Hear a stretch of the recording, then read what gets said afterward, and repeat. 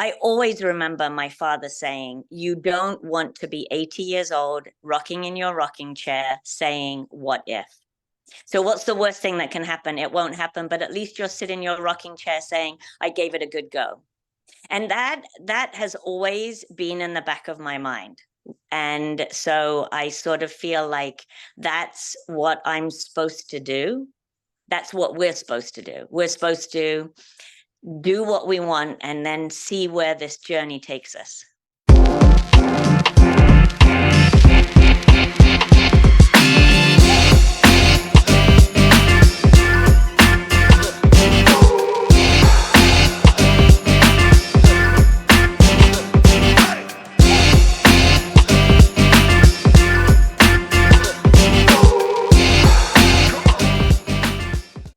Hello, everyone. I am Melissa Forziat of Take the Doughnut, here to help you get inspiration and get donuts. I'm a motivational keynote speaker, but today I bring you another Take the Doughnut interview with the one and only Francesca Stern. Let me tell you a bit about Francesca. She is the owner and artistic director of Dance One in Redondo Beach, California, as well as the founder and one of the artistic directors of the Redondo Ballet Company. She has over 30 years of experience in teaching dance in England and the US. And I'm so excited to have you here, Francesca. Thank you for joining in for this interview. Oh, thank you for having me. It's exciting to talk to you. Absolutely. Well, we will get into the theme, but first I have to ask the obligatory question. Do you have a favorite donut? Oh my goodness. Well, it probably, if I had to choose one, it would be chocolate donut holes, if that counts. Ooh, absolutely. Yes. I love it. And it feels like you can eat more of them because they're smaller.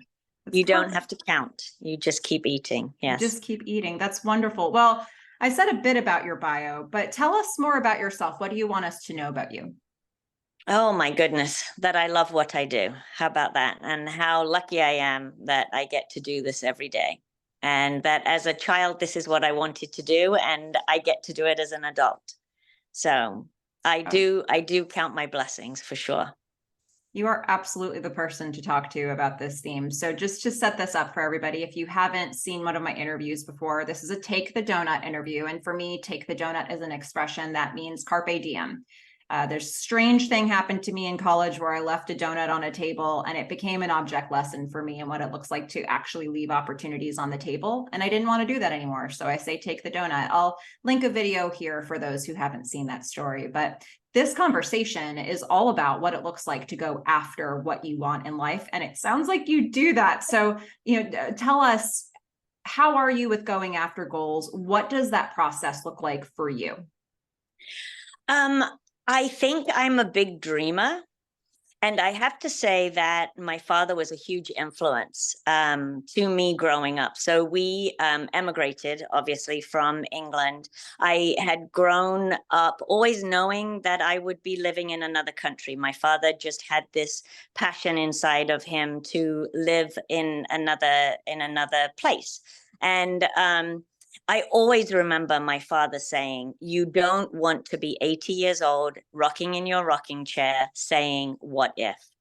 So what's the worst thing that can happen? It won't happen, but at least you'll sit in your rocking chair saying, I gave it a good go.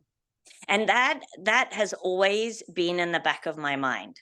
And so I sort of feel like that's what I'm supposed to do.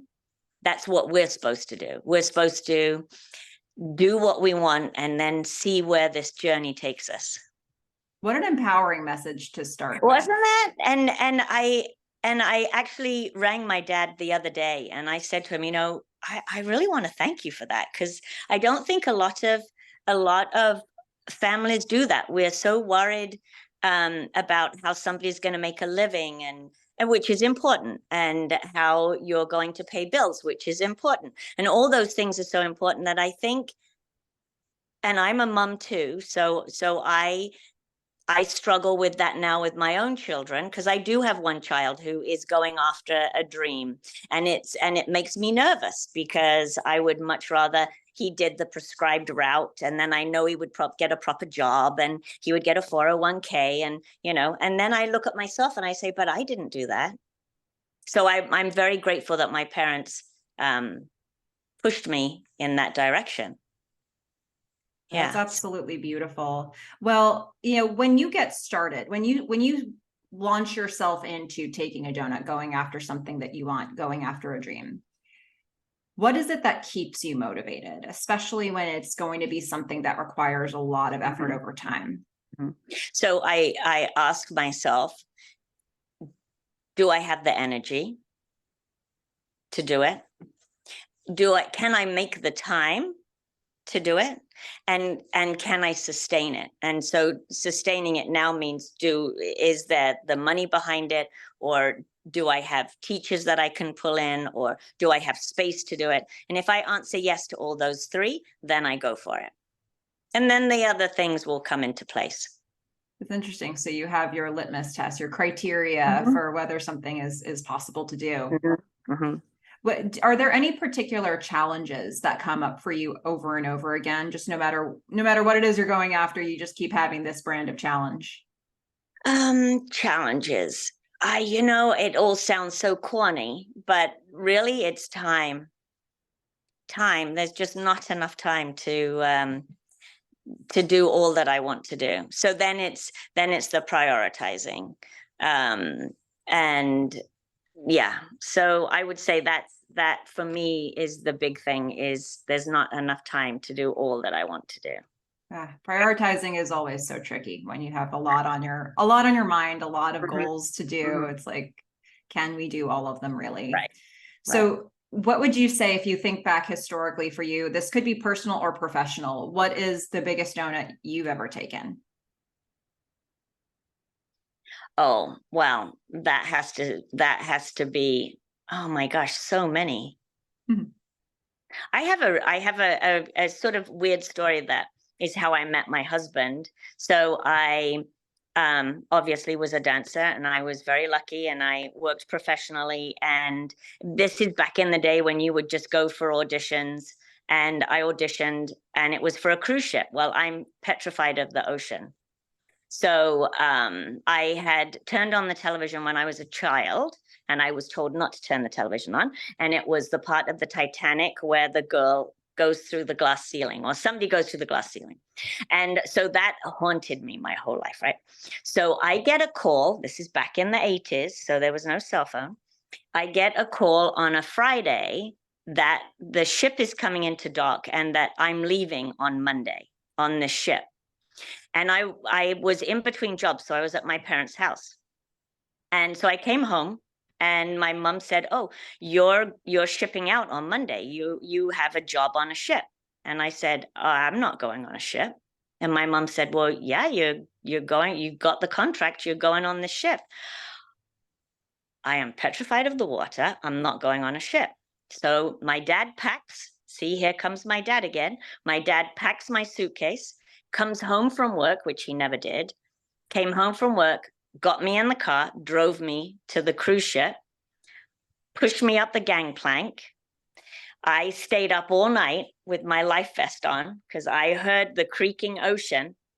And my dad said, if you really hate it, we were going to stop in San Diego the next day. He said, if you really hate it, you can call me and I'll come pick you up. So I was the first person off that gangplank. I ran to the call box, and I called my dad, and I said, okay, I hate it. You can come get me. And he said, you know what? I think you need to stay there. I'll pick you up when you return to port. Now, don't ask me what made me go back on that ship. But I went on that ship and I met my husband. 36 years. My goodness. That's a pretty good donut, huh? What a story. Yeah. Oh my gosh. Yeah. Isn't that weird? Amazing on so many levels. Yeah. So there you go. It's like trauma and wonder all rolled up into one. Oh my goodness. Yeah. So I ended up staying on the ship, and I actually ended up loving cruising. So there you go. It was good all around. Well, that really turned out well. Yeah, funny. Yeah. Oh my gosh. Well, hey, tackle your fears. Right. That is walking advertisement for it. Oh my goodness. Right. Well, is there something that you're working on now? Is there a goal that you're going after? Actually, I am going back to school, and I am working on my fellowship, which is with the Imperial Society of Teachers of Dance. So it's headquartered in London. And so I am going to pursue that. It's a very lofty, long-term goal, but I want to do that because my ultimate goal is to be an examiner for the Imperial Society. So that's many years ahead, but I'm sort of chugging away at that in the background as well. Yeah, it's in progress. Good Yeah, luck with that. thanks. Well, there's probably other people who are listening to this who also are going after something that they want or are thinking about it. So let's do the sprinkle some encouragement section. What would you say to those people who have a dream or a goal in mind? They're thinking about going after it. And, what advice do you have for them? Take one step, do one thing, and tell somebody else that you're doing it. Tell somebody else you're doing it, because just putting it out there spreads it into the universe and can help make it a reality. Beautiful suggestions. And there have been some times in my life where it became a mantra to say, just do one thing today to move forward. Right. Just do one thing. Mm-hmm. Yeah. It's sometimes Absolutely. you just need a little momentum. Yeah. Absolutely. Yeah, I agree. Well, where can we find you? I mean, I've so appreciated hearing your story here, but if people want to learn more about you or any of the businesses that you run, where can we find you? So I'm currently at Dance One, which is where you'll normally find me. So that's on Artesia Boulevard in Redondo Beach. And that is where our home of Redondo Ballet is. So two of my great passions are both under the same roof here in Redondo. And we have a website that I encourage people to look at if you would love to, danceoneredondo.com and redondoballet.org. We're working on so many things right now. I just came back from China. So I had 5 dancers with me in China. That was super, super exciting. And now we're working on our ballet, which will be at the Performing Arts Center in November. So we would love to invite everybody to come and see that. That's what we're working on currently. That's wonderful. Well, I'll be sure to include links for any of those resources or sites in the description. So everybody be sure to check those out. And if you liked this video, be sure to like and subscribe because there's plenty more inspirational interviews still to come. But Francesca, thank you so much for taking some time out to have this conversation. No, it was lovely to talk with you. I really appreciate it. Oh, likewise. Well, okay, everybody, you know what to do. Get inspiration, get donuts. Bye.